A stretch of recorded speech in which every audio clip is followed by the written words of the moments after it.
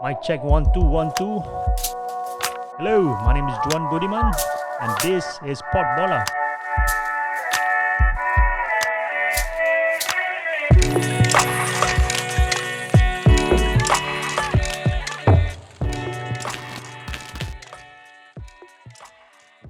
We are back at Pod Bola with our special guest today, Mr. SAFIRUL Bakar. Tapi tadi aku nak sambung balik soalan Juan tadi. Juan.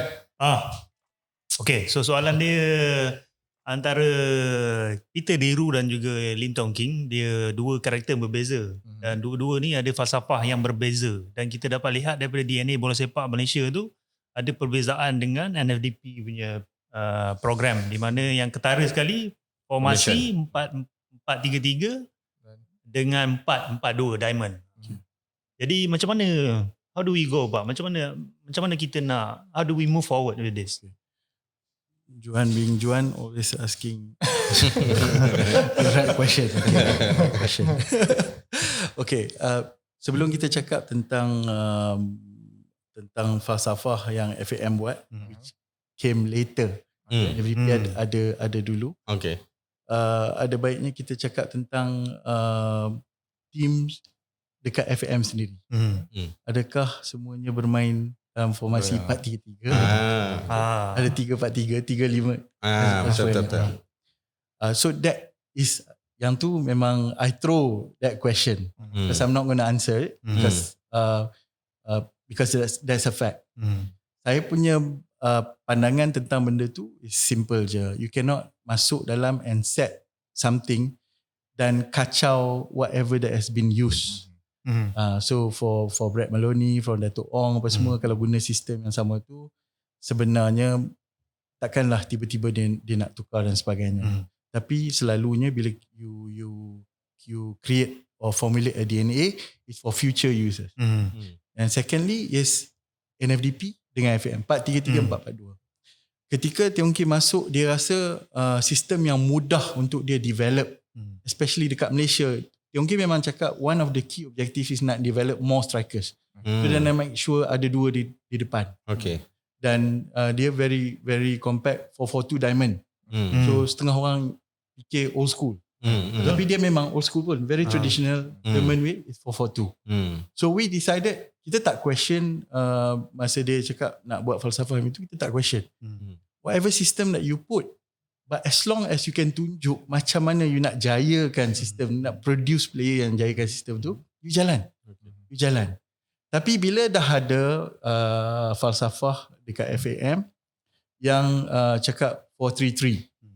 Now, one of the orang kata apa criteria yang tadi I cakap separuh aja, communication for a technical director, communication skills that enable him to convince the key football stakeholders of the quality and the objective of his project. Recognition as reference from coaches. So dia kena bawa semua orang in the system, all the stakeholders, to agree on one thing. Or at least agree in the project ni, work in progress kan. Yalah. So ni sebenarnya kerja dia orang untuk berinteraksi dan fikir how do we evolve from this, and is it different sangat ke kalau kita nak develop budak-budak guna sistem yang ni dengan situ. Sebab lagi lama you duduk dalam program and see how they work, sebenarnya tak kisah formation ni. Especially now, sebab DNA ni evolve so fast in modern football. Sekarang ni a lot of people talking about transition play, semua nak high press dengan Wolfgang Rangnick dengan Klopp punya school of thought kan. Dan sekarang ni transition, you hilang bola tak apa, you score, you kena gol pun tak apa, tapi you score lebih daripada orang. So dah lari dari dulu orang cakap pasal tiki taka, you need to possess, you need to simpan bola dan sebagainya. So one key point here is football always evolve. In the modern world, football evolve. So yang mana satu yang ada rencah yang you boleh senang nak evolve dengan the demand in modern football is the best. But the important thing is you kena bercakap lah. So you have to, dan tak semua coaches ada that negotiation skill, persuasion skill apa semua, tak. So ni kena dia punya support system, tak kira presiden dia ke, CEO dia ke, semua kena play a role. Sekjen kan kena play a role. How to get all the stakeholders to believe in one objective, but the details, formation apa-apa semua tu can be worked out. Tak ada masalah. Dia jadi masalah bila tak ada orang nak bercakap. Ada orang satu hal, tapi ramai sangat orang bercakap pun satu hal juga. True. Sama juga macam apa yang kita experience sekarang di FAM ada satu technical director. Tetapi pada waktu yang sama NFTP juga ada satu technical director. Jadi itu kenapa kita tetapi kalau tengok NFDP punya org chart pun nanti FAM punya technical director dia akan jadi technical advisor. Kan dia ada dotted line. Dia report direct dekat bawah tu. Jadi macam how do we manage this? Because the ownership of the program tu berbeza, and walaupun dia orang bekerjasama, so by right sebenarnya bila dah ada technical director dekat federation, kat the federation, Kat FAM lah. siapa-siapa yang jaga development NFDP tu is actually head of youth or head of development saja. Okay. Walaupun dia dekat NFDP is technical director of NFDP. Tapi dia tak decide or anything on high performance. Dia jaga development.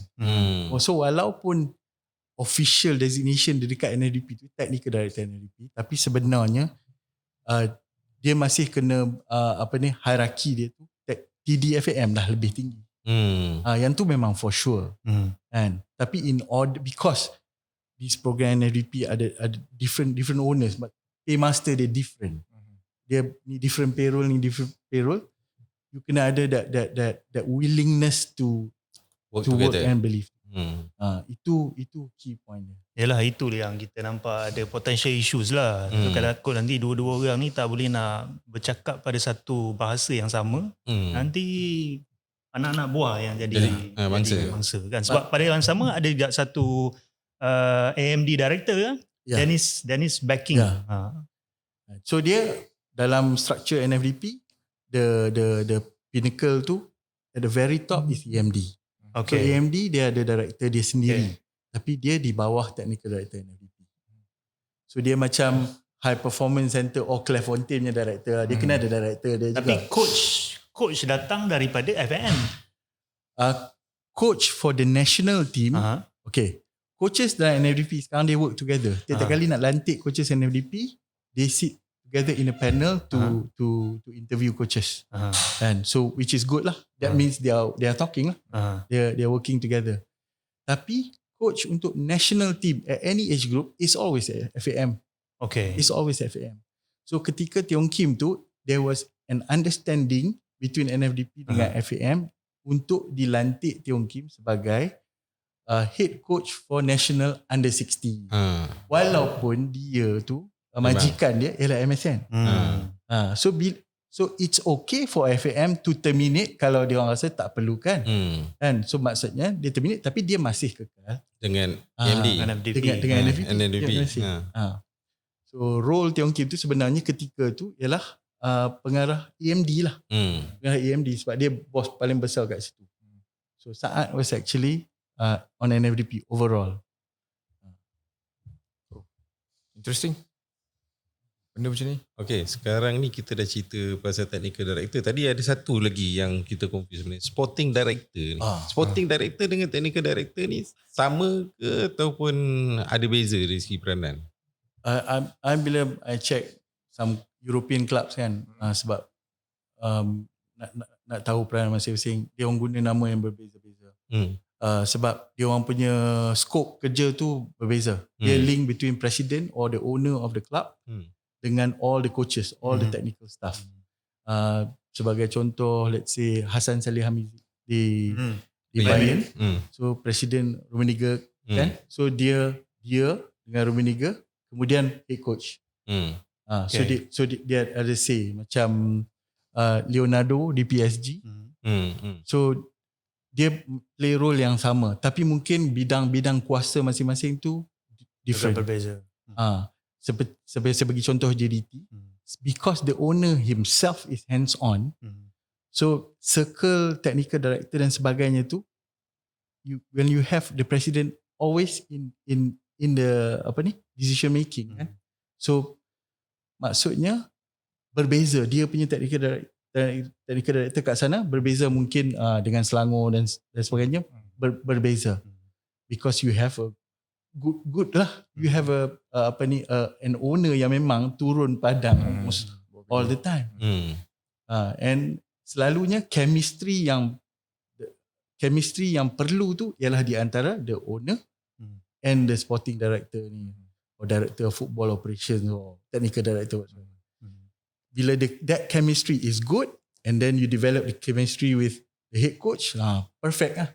Then you have a perfect situation, which is susah dalam dunia ni. Nothing is perfect. Yalah, betul-betul. So kalau yang tu work well, so the club runs well. Betul lah. Tapi macam JDT pun, the technical director is Alistair Edwards. Yes. Alistair Edwards, dia in charge of JDT 2 dan ke bawah. All the way to the academy. Whereas the first team is under Martin Price. Martin Price. He's a sporting director. And apa yang kita observe is that they are working together lah. I think the coaches, sporting director, technical director and also the owners are working. They are forming a leadership team and they are making decision based on dia punya advices given.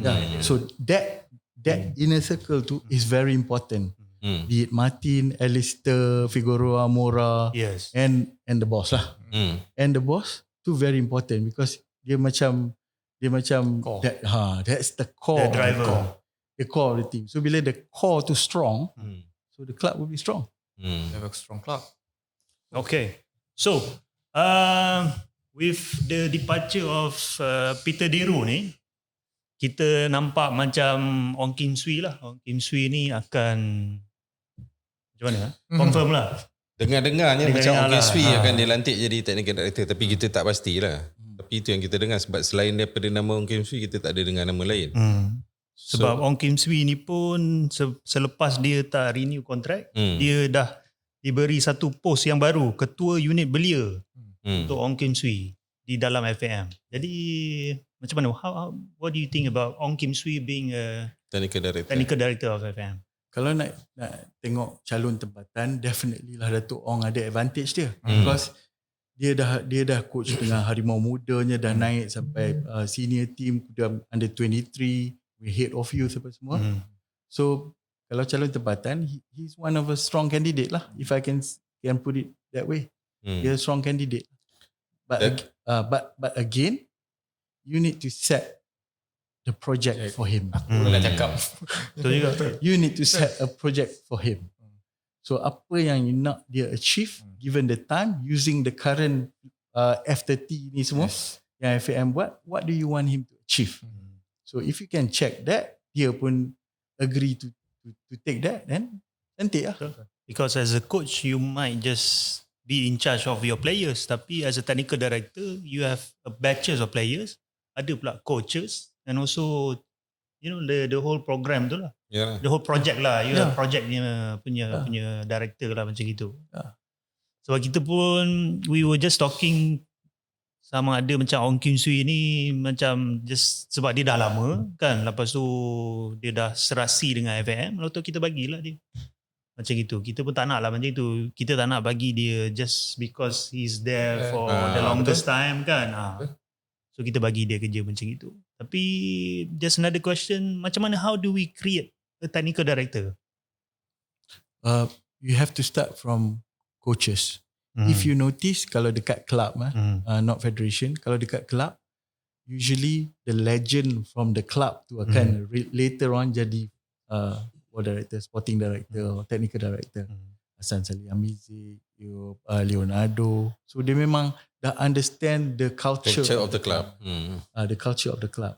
So whatever candidate yang untuk FAM pula mesti dah faham dan the culture of Malaysia. But at the same time, dia boleh impart dia punya knowledge yang dia belajar mungkin masa Peter Dee Roo ada situ, masa Fritz Smith ada situ, masa Robert Alberts ke. So dia kena convince in his project based on his experience, apa yang dia boleh bawa, what can he bring to the table. Tapi kalau kita tengok Datuk Ong Kim Swee punya tu, semua requirement yang diperlukan tu rasanya dia fulfill dah. Dan dia pun dah memang banyak work dengan youth ataupun junior punya team apa semua, dan dah ada result lah pun. Tapi walaupun bukan peringkat tinggi sangat lah kan. maknanya kalau untuk sekarang diisi pun rasanya mungkin tak ada masalah kot. Itu Tapi- saya punya personal Tapi opinion Ong lah. Kim Sui main 3-4-3. Ya, itu another thing lah kan, formation kan. Tapi rasanya dari segi requirement dengan dia punya experience, mungkin ngam lah untuk dia slot in sekarang ni dengan opportunity yang ada kekosongan ni kan. Itu yang saya nampak lah. Itulah depends on the project lah. Projek yang dah dibagi kepada Ong Kim Sui dan harap-harap FAM bagi tahulah kepada Ong Kim Sui. rakan-rakan kawan-kawan yang lain kan ataupun peminat-peminat bola sepak sebagai seorang technical director of FAM, ini assignment yang diberikan atau projek yang diberikan kepada Datuk Ong Kim Sui dan dalam masa 5 tahun we should be able to achieve this. Satu lagi yang lupa sebut, there's one thing about setting KPIs and give the project, but the most important thing is the support system yang nak bagi dia jayakan projek. Kita tak boleh ada situasi di mana you lantik TD kan, but last orang kat bawah tu tak nak support. Itu kau ganting seorang-seorang. It will not work. Of course lah tanggungjawab atas dia untuk get everyone in the same team. Tapi you kena trust your TD. Kalau dia nak pergi, nak bawa ke mana dan FAM dah bersetuju, semua kena work towards that. Betul. Mr. Safirul, my favorite question actually. Dari tadi tak sabar nak tanya. What is your last word and you hope for Malaysian football? Ya. Amin ada satu soalan. Oh, ada lagi? Sebelum kita wrap up. Soalan Soalan. Cakap. Soalan throwback. Orang tanya Safirul pasal satu trip dia di Eropah. Ni Okay, kita kena reveal lah. Kita kena reveal lah. Ni pasal ada satu tweet yang dia hantar. Pasal 2005 dia berada di Stadium Atatürk Istanbul menyaksikan perlawanan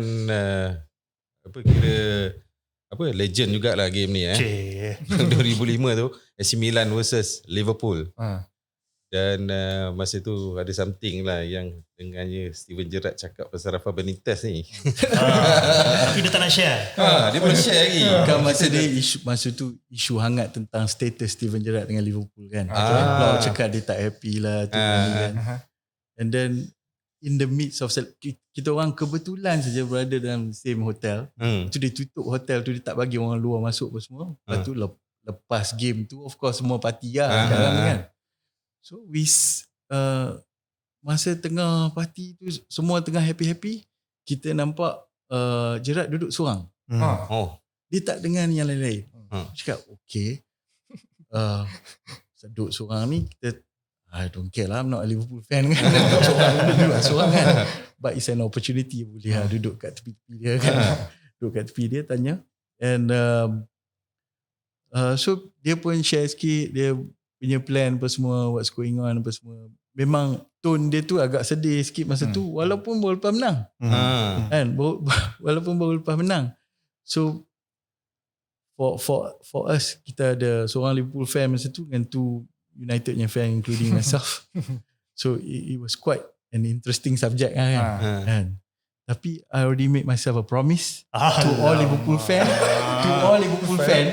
sebab aku ni Man U punya fan, aku takkan bagi tahu siapa-siapa Liverpool fan pun sampai bila-bila. Tapi special reveal? Oh tak boleh. Tak boleh tu. Tak boleh. Apa yang ada special reveal? Kita kena panggil next episode lah. Okay, back to my question, Mr. Safirul. Your last word and your hope for Malaysian football.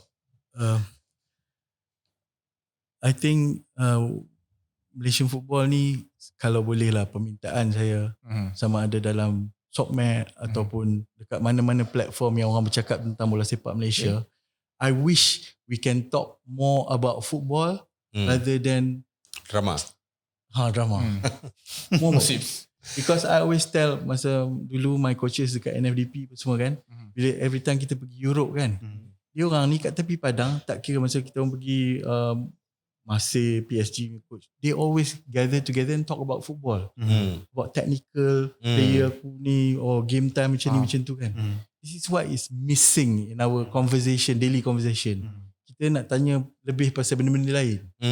If we talk about football, get especially coaches talk more about football technical and how to improve young players kan, I think we will get somewhere. So if there's satu permintaan, I rasa one day pergi kat kedai kopi tengok orang cakap pasal more technical stuff, I'll be very happy. So the quote from Mr. Safirul, talk football with less drama, is it? So, Mr. Firul, thanks for coming to Pod Bola. Always a pleasure. Thanks for watching. Thanks for listening. This is Pod Bola, where guys talk about football.